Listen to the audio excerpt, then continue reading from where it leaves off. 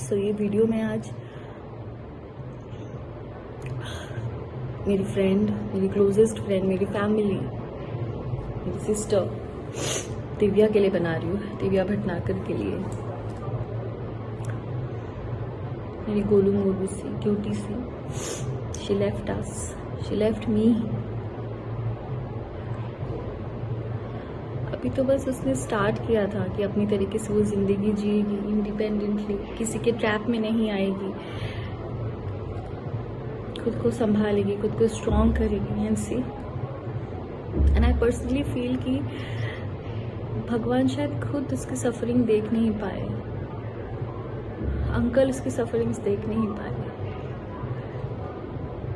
इतने सालों में, पिछले 9-10 सालों में आज तक मैंने कभी नहीं देखा कि दिव्या ने किसी के लिए कुछ गलत किया, किसी के साथ गलत किया या किसी को दुख भी पहुंचाया है।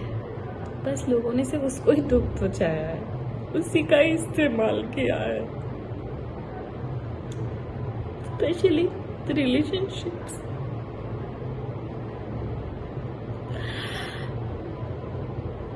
ये हर एक लड़की गलती करती है, एक रिलेशनशिप से गंदे से धोखा खाने के बाद कहीं से भी थोड़ा भी कोई सहारा दे देता है, वो लड़की बिना सोचे समझे उसे अपना सहारा मान लेती है, बिना उसका बैकग्राउंड जाने, बिना कुछ जाने। और दिव्या तो मासूम थी, एकदम भोली थी। उस पागल को तो मैं समझाती थी, मतलब अगर मैं उसे समझाती होंगी तो आप समझ सकते हो कि वो किस तरीके की थी। मैं खुद इतनी इमोशनल हूँ तो वो मेरा 1000 गुना थी। आज ये वीडियो मैं बना रही हूँ, बहुत जरूरी है ये बनाना, स्पेशली उस इंसान के लिए जिसकी वजह से मेरी दिव्या ने इतना सफर किया। आई नो कि आज दिव्या के साथ जो भी हुआ, दिव्या हमारे बीच में नहीं है, it is because of Covid. But जो मेंटल स्ट्रेस, जो फिजिकल अब्यूज उसके साथ हुआ है, कोई भी इंसान अगर उस फेज से गुजरता तो छोटी सी एक बीमारी से भी लड़ने की उस इंसान के पास ताकत नहीं होती है। तो फिर भी कोविड था। बहुत ही शराफत से, बहुत ही शांति से मैं आप सबको ये चीज बता रही हूँ, एंड स्पेशली टू यू गगन गबरू।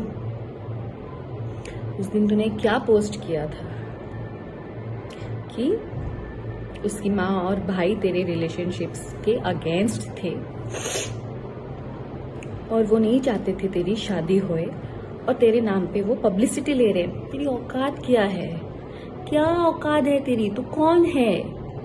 तू यहाँ पे जो 4-5 जो गिने चुने आर्टिस्ट को भी जानता है ना, वो दिव्या के बदौलत भीख मांग के तू हिमाचल से दिव्या के साथ यहाँ रहने आया था। और जो तेरे अगेंस्ट में सिर्फ उसकी फैमिली नहीं, मैं भी खड़ी थी। इसीलिए वो 4 साल मेरी दिव्या से बात नहीं हुई थी, क्योंकि मुझे पता था कि तू ऐसा ही निकलेगा।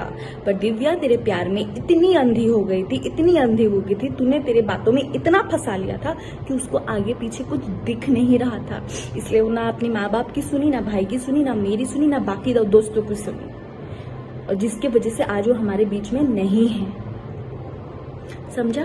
तू पब्लिसिटी देगा, तुझे मैं पब्लिसिटी दे रही हूँ, अब तू ले पब्लिसिटी मेरे से। तुझे मैंने कहा था ना, तेरा काला चिट्टा खोल के रख दूंगी मैं। और अब देख, ये शुरुआत है। तुझे मैंने ऊपर से नीचे तक एक्सपोज नहीं किया ना, तो फिर तू बता मुझे। तो तेरे अगेंस्ट जो हम लोग खड़े थे वो इसके लिए गगन गबरू, क्योंकि तू मॉलेस्टेशन एक केस में शिमला में तेरे ऊपर केस चल रहा था, और जिसकी सजा 6 महीने जेल में रह के तू लास्ट ईयर भुगत के आया है, वो भी बेल पे। और अभी कभी भी तू अंदर फिर से जा सकता है, और अभी तू जाएगा ही, क्योंकि तूने जो मारपीट की है दिव्या के साथ इतने सालों तक, तूने जो टॉर्चर किया है, मेंटल टॉर्चर, जिसकी वजह से वो इतनी स्ट्रेस में आ गई, इतनी बीमार पड़ गई, उसको डायबिटीज हो गया, हर एक चीज तेरे वजह से हुआ है जो तूने उसको टॉर्चर किया है। तुझे क्या लगा कि दिव्या चली गई तो तू अभी अय्याशी करेगा तेरे गर्लफ्रेंड्स के साथ? तो सुनो, सो कॉल गर्लफ्रेंड्स जो दिल्ली में और कहाँ कहाँ तुम लोग बैठे हो ना, भलाई तो इसी में ही है कि तुम लोग भी इसके ऊपर एनसी करके सेव हो जाओ, क्योंकि कहीं ये ना हो आज दिव्या है और कल दिव्या की जगह पे तुम लोग हो जाओ। सो अपने आप को बचा लो और इसके ऊपर एक एनसी करके डाल दो, क्योंकि ये ऐसा ही है और पता नहीं अगर इसको अगर हमने अभी नहीं रोका और आगे जाके किस किस लड़कियों की जिंदगी ये बर्बाद करेगा।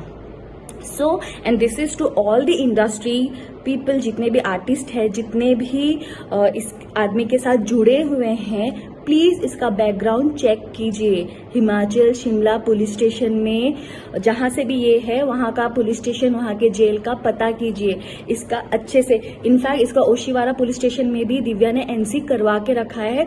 करवा चौथ के दिन ये आया था और उस दिन भी मारपीट करके गया है उसके साथ। और एक तो शादी के बाद से ही वो दिव्या को रोज मार रहा है, उसकी ज्वेलरी भी चुरा के ले गया है। हर एक चीज इस आदमी ने जो दिव्या के साथ किया है विद प्रूफ मैं आप सबके सामने एक एक करके मैं एक्सपोज करूंगी। बट उससे पहले तू सुन ले गगन गबरू, तेरी जिंदगी अब जेल में ही सड़ेगी, ये तू आज समझ ले। तूने जो किया है ना दिव्या के साथ, उसका हिसाब तो भगवान ही तेरा अब करेगा। दिव्या तो अब बहुत अच्छी जगह पे है, वो भगवान की ही बच्ची थी और भगवान के पास ही है, और अंकल को भी नहीं देखा गया उसकी सफरिंग्स, इसलिए वो आज हमें छोड़ के चली गई है। पर तूने दिव्या को हमसे छीना है ना, तू देख